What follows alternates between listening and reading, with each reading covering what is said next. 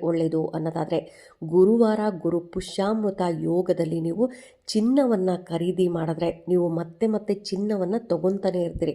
ಇಷ್ಟು ದಿನ ಯಾರೆಲ್ಲ ಚಿನ್ನ ತೊಗೊಂಡಿಲ್ಲ ಅನ್ನೋರು ಅಟ್ಲೀಸ್ಟ್ ನೀವು 1 ಗ್ರಾಮು ಆಗಲಿಲ್ಲ ಅಂದರೆ ಅರ್ಧ ಗ್ರಾಮ್ ಆಗಷ್ಟು ಅಥವಾ ಒಂದು ಮೂಗ್ಬಟ್ಟಾದರೂ ನೀವು ಈ ದಿನ ಖರೀದಿ ಮಾಡಿ ನೋಡಿ, ನಿಮ್ಮಲ್ಲಿ ಎಷ್ಟು ಬದಲಾವಣೆ ಆಗುತ್ತೆ. ಮತ್ತೆ ಮತ್ತೆ ನಿಮಗೆ ಚಿನ್ನ ತಗೊಳ್ಳುವಂಥ ಅವಕಾಶಗಳು ಕೂಡಿ ಬರುತ್ತೆ. ಬೆಳ್ಳಿಯನ್ನು ತೊಗೊಬೋದು, ಇನ್ನು ಮನೆಗೆ ಹಾಲನ್ನು ತರೋದಾಗಲಿ, ಸಕ್ಕರೆಯನ್ನು ತೊಗೊಂಬರ್ಬೋದು, ಹಾಗೆಯೇ ಮೊಸರನ್ನು ತರೋದಾಗಲಿ, ಅಕ್ಕಿಯನ್ನು ತರೋದು, ಉಪ್ಪು, ಅರಿಶಿನ, ಕುಂಕುಮ ಈ ಥರ ಶುಭ ಕಾರ್ಯಗಳನ್ನು ಮಾಡೋದಕ್ಕೋಸ್ಕರ ನಾವು ಈ ದಿನ ಪ್ರಾರಂಭ ಕೂಡ ಮಾಡ್ಬೋದು. ಇನ್ನು ಮನೆಯಲ್ಲಿ ನೀವು ಯಾವುದಾದ್ರೂ ಒಂದು ಸಂಕಲ್ಪವನ್ನು ಮಾಡ್ಕೊಳ್ಳೋದಾದರೆ, ಗುರು ಪುಷ್ಯಾಮೃತ ಯೋಗದಲ್ಲಿ ನನಗೆ ಈ ವರ್ಷ ಈ ಕೆಲಸ ಆಗಬೇಕು ಅಂತ ಸಂಕಲ್ಪವನ್ನು ಮಾಡಿಕೊಂಡ್ರೆ, ರಾಯರ ಮುಂದೆ ಕೂತ್ಕೊಂಡು ಸಂಕಲ್ಪವನ್ನು ಮಾಡಿಕೊಂಡ್ರೆ ಖಂಡಿತ ಆ ಸಂಕಲ್ಪ ನೆರವೇರುತ್ತೆ ಅಂತಲೇ ಹೇಳ್ಬೋದು. ಗುರುವಾರ ಗುರು ಪುಷ್ಯಾಮೃತ ಯೋಗದ ದಿನ ನಾವು ರಾಯರ ಯಾವ ಮಂತ್ರವನ್ನು